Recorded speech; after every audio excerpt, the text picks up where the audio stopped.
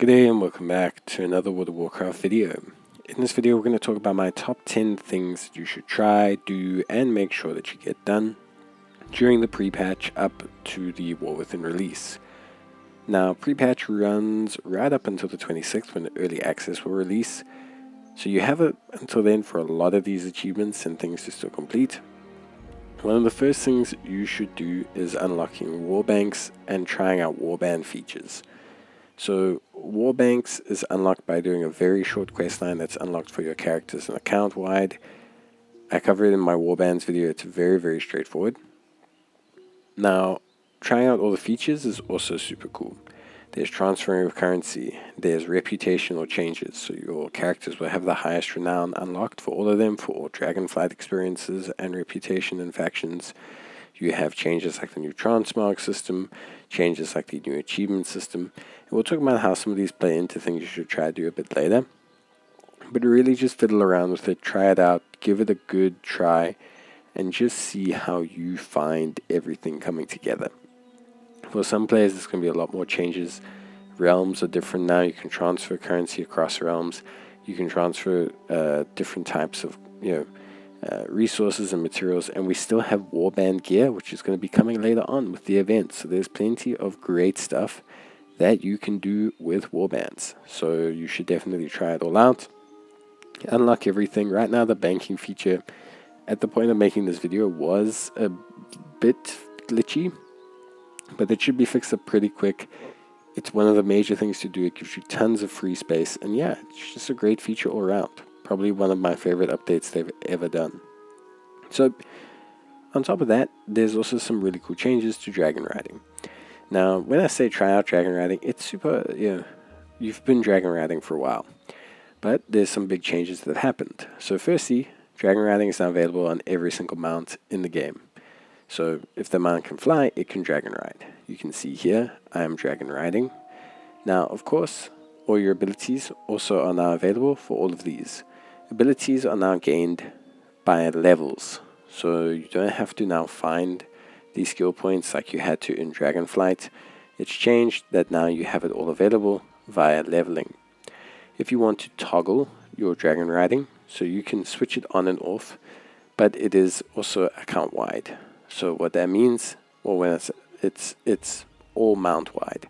So even if you switch to standard flying, so original base flying, even if you equip specifically a dragon riding mount, that mount will not perform dragon riding. So if it's an original dragon riding mount like the Cliffside Winter Drake, it does not do dragon riding if you are in base flight form.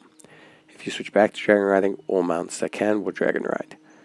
The talents you gain via leveling now, it's much easier system, and it's also something that you share across the board. So it's a pretty cool, simple system, really great. It's something to fiddle around with and enjoy. Toggle on, toggle off, it's entirely up to you. But I think the change they've done, the ability to toggle it on and off, is good. I think everything they've done here is great for people and mobility. Now, talents and skills. We're going through the patch as quick as we can, talking about all the changes for the classes, and there's a lot. Some classes have been worked more than others, but in general there are a ton of changes that have happened really across the board. So all I can really suggest to players is to really log into your classes, especially the ones you're planning on maining for War Within or starting with, and fiddling around with the talents. Take a look at them, read guides, listen to videos, watch videos, go do research online, and just try things out yourself. You basically have 3 or 4 weeks where there is still high-level content, there's still content you can do, there's the pre-patch event, where you can just try out how things are working. The spellbooks have also changed, and certain things are now shared, like portal spells, depending on your warband abilities. So it is a great time to really experiment a lot with your talents and spellbooks and just really trying to figure things out. Heroic talents will become available with the release of War Within, so you can't do much in regards to that, but the rest of your build you can pretty much get a good grip with, and some classes have had huge changes. So next we need to talk about obviously raiding and Mythic Plus. So alongside talent changes and everything, right now every raid is currently awakened. So every variant of the raid is currently awakened and open all the time. And on top of that, you still have the ability to increase your Mythic Plus rating. This is now the easiest and best time to try and achieve these achievements. Things like completing all the Awaken raids on normal difficulty, heroic difficulty, mythic difficulty, and just trying to push as far as you can in terms of both sources of content. The big thing is, honestly, that for these, you really just need to try and do them. Pug, join into the content, really attempt it. With all the changes to skills, talents, and everything, people will be figuring stuff out, but most times it'll be for the better and a lot easier. Classes will be buffed. Everyone's at the highest overall item level they're ever going to be. It's a great time to really try to get these done. Of course, it's going to be challenging, so I don't expect everyone to get it done, but this is really probably one of your biggest chances at doing this. And on top of that, gathering the achievements, the special mounts, and just titles and various things that you can obtain from the raiding and from the Mythic Plus. I think the raiding is probably easier than the Mythic Plus, if I'm honest, just because completing all the normal raids on Awakened and getting the mount is probably super duper chilled. But you can also do Mythic Plus. Everything's also now cross-realm as well, so finding groups should be way easier just in general. Your populations have doubled, so you should be able to find a group. Now, on top of all of that, Transmog Hunting is going to be something you can really partake in. It sounds super weird, but now with the changes with Warband, any character can pick up any Mog for any other character. So before, if you beat a boss and you got priest gear while you were a warrior, your character would have been unable to add that to the Transmog collection. Now, you can. So this change is huge, and what it means is if you're someone who's an avid Transmog collector, or you're just starting your collection, going into raids and all the content and cleaning them up, like absolutely cleaning them up super duper quick, makes a huge fundamental change to how you can obtain Transmog. So you can really clean up a ton of Transmog, really grab as much as you can, and I think it's super duper clever and really awesome. So I think that's incredible, and you should do that. You should definitely go and hunt some Transmog and score yourself some absolutely cool looking items and loot from pretty much any expansion up till the current one. So yeah.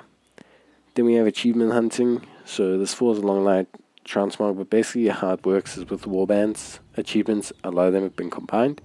So for example, if I show you like exploration achievements, you'll see that I'm missing 1 or 2 areas. If I show you questing achievements, you might be missing 1 or 2 quest lines in certain areas. Things like Lore Master, all of your areas are getting added together. And the reason I say achievement hunting could be possible is if you're someone who's got a lot of downtime, with the Warband update, you might find if you go through your achievement lists that you're 1 or 2 achievements away from finishing some big meta achievements. Could be Lore Master, could be exploration, could be this, could be that. You may want to go do that now.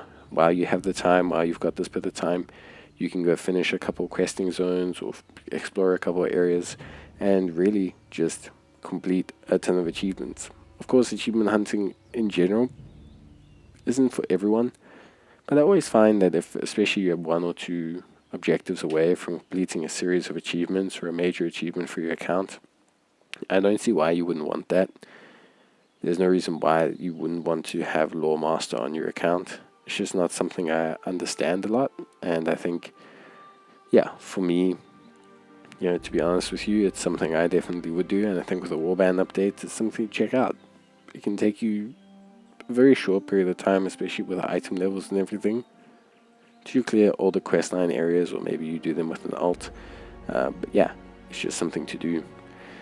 Next, we have cleaning up Dragonflight. So similar to achievement hunting, treasure hunting, Transmog hunting, right now is still the last time that Dragonflight and the Dragon Isles will be heavily populated.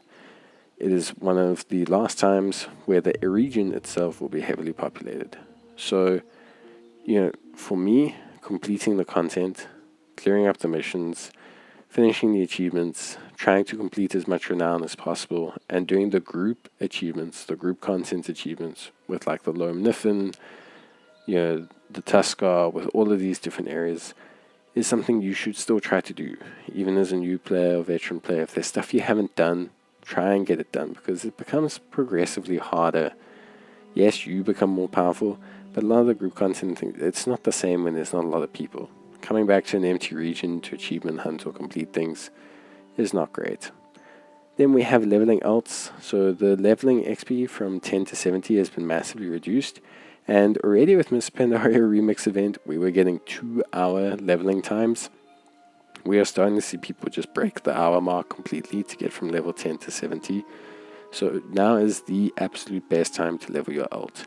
Whether you are doing that through Mr. Pandaria or doing it even through traditional or doing it possibly through the new pre-patch war event, there's plenty of stuff that can give you tons of EXP right now. It is the absolute best time to get alts done. If you're someone who likes to level alts, this is the time for you. Max out all those classes, have one character of each class, fill out all of those roles, try and complete and get allied races. There's just tons for you to do, and I think it's great.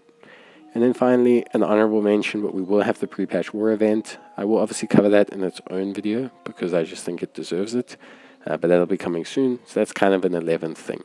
That's it from me. See you guys next time. Bye.